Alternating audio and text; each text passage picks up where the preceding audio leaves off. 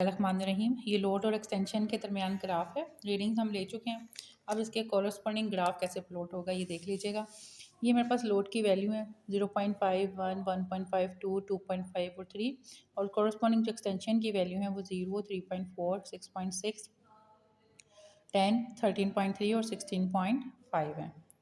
अच्छा, अब हम इसको ड्रॉ करते हैं। तो सबसे पहला जो मेरा पॉइंट है वो 0.5 और 0 है। तो मैंने यहाँ पे ओरिजिन पे 0.5 ही लिया है, बिकॉज जो पहला मेरा पॉइंट ज्वाइन हो रहा है वो एक्स पे वैल्यू 0 है और फोर्स की वैल्यू 0.5 है।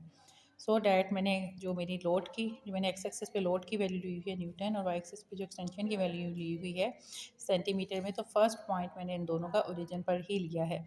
नेक्स्ट पॉइंट आ गया। नेक्स्ट पॉइंट पे मेरी वैल्यू जो है वो लोड की 1 है, ये मेरी 1 वैल्यू है, और कोरस्पॉन्डिंग जो एक्सटेंशन की वैल्यू है डेट इज़ 3.4। तो 3.4 कहाँ पे होगा? ये 3.4 एग्जिस्ट करेगा, ये 2 है और ये 4 है, तो 2 और 4 के बीच में ओबियसली 3 है। और जैसे कि हमने स्केल लिया है कि एक बिग बॉक्स मेरे पास 2 के बराबर है, तो एक स्मॉल बॉक्स 0.2 के बराबर होगा। तो अगर ये देखा जाए तो ये 3 है, दिस विल बी 3.2 और दिस विल बी 3.4। तो ये मेरे पास 1 के ऊपर सेकेंड रीडिंग आ गई। फिर थर्ड रीडिंग की बात करते हैं। थर्ड रीडिंग मेरे पास है 1.5 और 6.6। तो 1.5 ये मेरे पास थर्ड रीडिंग है, ये बेसिकली 1 है और ये 1.5 है। तो 1.5 के कोरस्पॉन्डिंग जो मैंने ड्रॉ करना है डेट इज 6.6। तो 6 हमें नज़र आ रहा है। 0.2 एक स्मॉल बॉक्स की वैल्यू, तो ये 6.2, 6.4, 6.6, और इसको मैंने 1.5 के सामने ड्रॉ कर दिया। इसी तरीके से 2 के ऊपर 10 है, ये 2 और ये 10 ज्वाइन हो गया। 2.5 पे 13.3, ये 2.5, और 12 और 14 के बीच में ये 13।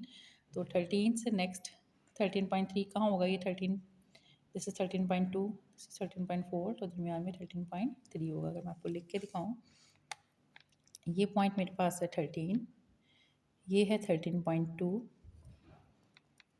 और ये पॉइंट है 13.4। तो इनके मिड में 13.3 होगा, तो ये पॉइंट ये देखें एक्जैक्टली यहाँ पे लगा दिया।